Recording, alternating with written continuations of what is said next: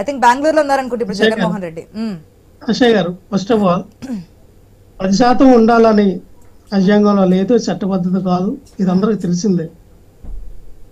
మేము అసెంబ్లీలకు వెళ్ళాలా లేదా ప్రెస్ మీట్ పెట్టి మాట్లాడాలా అనేది ఖచ్చితంగా మా అధినాయకుల నిర్ణయం బట్టి వాళ్ళు మాట్లాడతారు.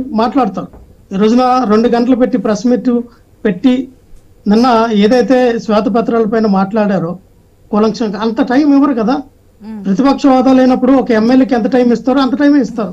అంత టైం ఇచ్చినప్పుడు మేము చెప్పవలసింది చెప్పలేము, అక్కడ అంత వ్యాఖ్యం కూడా రాదు. సో ఏదేమైనా శర్మిలా గారిని మేమైతే ఒక రాజకీయ నాయకురాలుగా పరిగణించట్లా.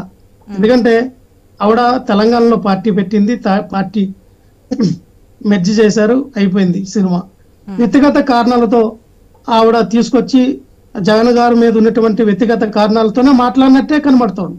మీరు ఒక పార్టీకి అధ్యక్షురాలు, ఆంధ్రప్రదేశ్ అధ్యక్షురాలు అయినప్పుడు అన్న ఒక నిమిషం ఏంటంటే మీ కాంగ్రెస్ పార్టీని జాతీయ పార్టీగానే పరిగణిస్తున్నాం, జాతీయ పార్టీగానే పరిగణిస్తున్నాం, రీజనల్ పార్టీగా మేము పరిగణించట్లా. ఈ రోజున శర్మిలా గారిని కూడా మేము లెక్కలో తీసుకోవట్లేదు. ఎందుకంటే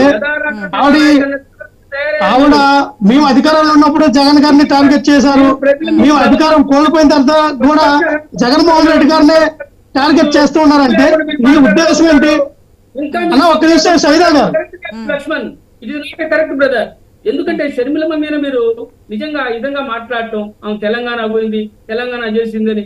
ఈ రోజు జగనన్న ముఖ్యమంత్రి కావడానికి కారణం ఎవరు? 3500 కిలోమీటర్లు. మళ్ళీ అదంతా 2014-19 పీరియడ్ వరకు వెళ్ళే సమయం మన దగ్గర లేదు. కానీ లక్ష్మణ్ రావు గారు ఒక నిమిషం సైదా గారు, ఒక నిమిషం. ఎందుకంటే టైం లేదు, నేను గొడవ పెట్టుకోవాలంటే డిబేట్ నడవదు. మామూలు నేను ఏమంటానంటే పెట్టుకోండి, పర్లేదు, టైం లేదు. గొడవలు పెట్టుకునే డిబేట్ కాదండి, ప్రజలకు ఉపయోగపడే విధంగా నడిపించే డిబేట్. ప్లీజ్ అర్థం చేసుకోండి, ప్లీజ్ అర్థం చేసుకోండి. గొడవలు పెట్టుకొని కాలయాపన చేసుకునే డిబేట్ కాదు ఇది. అదే అన్నానండి, గొడవ. లక్ష్మణ్ రావు గారు సమయం లేదు కాబట్టి ఒక స్ట్రైట్ క్వశ్చన్. మీరు ఇంతకు ముందు అంటున్నారు 2 గంటలు మేము ఏకదాటిగా ప్రెస్ మీట్ ముందు మాట్లాడాము, అంత హోప్ మాకు అసెంబ్లీలో ఉండదు కదా అని. గతంలో కూడా ఏ నాయకుడికి ప్రతిపక్ష హోదాలు ఉన్నప్పుడు ఆ అవకాశం లేదు, ఇవ్వలేదు కూడా. అది 14లో కావచ్చు, 19లో కావచ్చు, మనం చూసే ఉన్నాం. ఇంకోటి ఏంటంటే ఇచ్చారండి, చంద్రబాబు నాయుడు గారికి ఇచ్చారా? ఓకే, చంద్రబాబు నాయుడు గారికి ఇచ్చారు, మిగతా ఎమ్మెల్యేలకు ఇచ్చారు లేదు నాకు తెలియదు, కానీ చంద్రబాబు నాయుడు గారికి ఇచ్చారు అంటున్నారు మీరు. జగన్మోహన్ రెడ్డి గారు ప్రతిపక్ష హోదా ఉన్నా లేకపోయినా అటువంటి కామెంట్స్ అన్ని చూసిన ఒక నిమిషం లక్ష్మణ్ రావు గారు.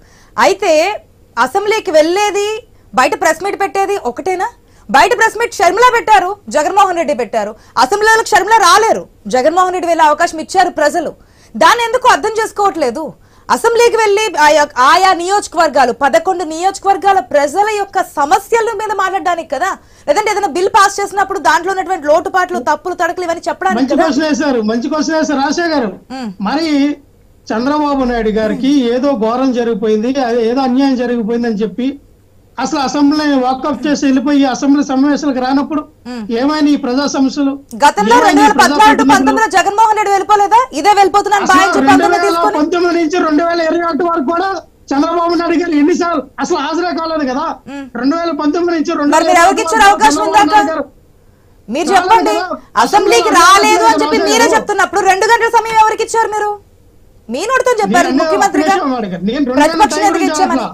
ఒక ప్రతిపక్ష హోదా గల నాయకుడికి ఎంత టైం అవ్వాలో అంత టైం ఇచ్చారు చంద్రబాబు నాయుడు గారికి. మేమేమంటామంటే నిజంగానే మీకు అంత భయం లేనప్పుడు, నిజంగానే మీకు అంత ఇది కానప్పుడు ప్రతిపక్ష హోదా మేము అడిగాం ప్రతిపక్ష హోదా మాకు కల్పించండి అని. మీరు కల్పించాలి కదా, మేము వచ్చే ప్రజా సమస్యలపై కల్పించకపోతే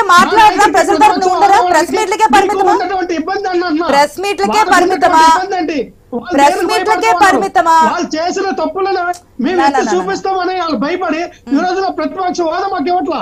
అరే ఎత్తి చూపించడానికి ప్రతిపక్ష హోదా ఎందుకంటే అసెంబ్లీలో ఎవరైనా మాట్లాడొచ్చు.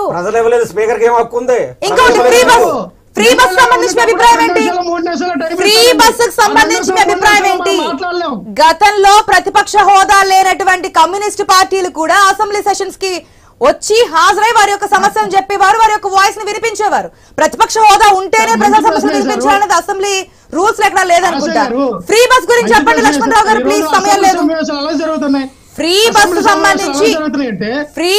సంబంధించి మాట్లాడతారా, వేరే గెస్ట్ కి వెళ్ళమంటారా? ఫ్రీ బస్ సంబంధించి ఏం చెప్తారు? మీ ఒపీనియన్ ప్రతిపక్ష హోదా ఉంటే వెళ్తారు, లేదంటే లేదు, ఓకే ఆ టాపిక్ అక్కడికి కంప్లీట్ చేయండి. ఫ్రీ బస్ సంబంధించి ఏంటి? చాలా క్రిస్టల్ క్లియర్ గా జగన్మోహన్ రెడ్డి గారు మాకు చెప్పారు. ఏమని చెప్పారు? మాకు ప్రతిపక్ష హోదా కల్పిస్తే అడుగు పెడతాం, లేదంటే ఎలాగనే సమావేశాలు అసెంబ్లీ సమావేశాలు జరిగినప్పుడల్లా నేను అన్యాయాల్ని బయట పెట్టి మా ప్రత్యేక ప్రతిపక్ష నాయకుడు హోదా ఇస్తేనే వస్తారు, లేదంటే లేదు. ఫ్రీ బస్ సంబంధించి ఏంటి మీ అభిప్రాయం? ముందుకు వెళ్తున్నారుగా. ఫ్రీ బస్ అనేది అదే చెప్తా ఉన్నా. ఫ్రీ బస్ అనేది సూపర్ 6 లో ఇచ్చిన 6 ఒక భాగం అది ఇవ్వాలి. ఎందుకంటే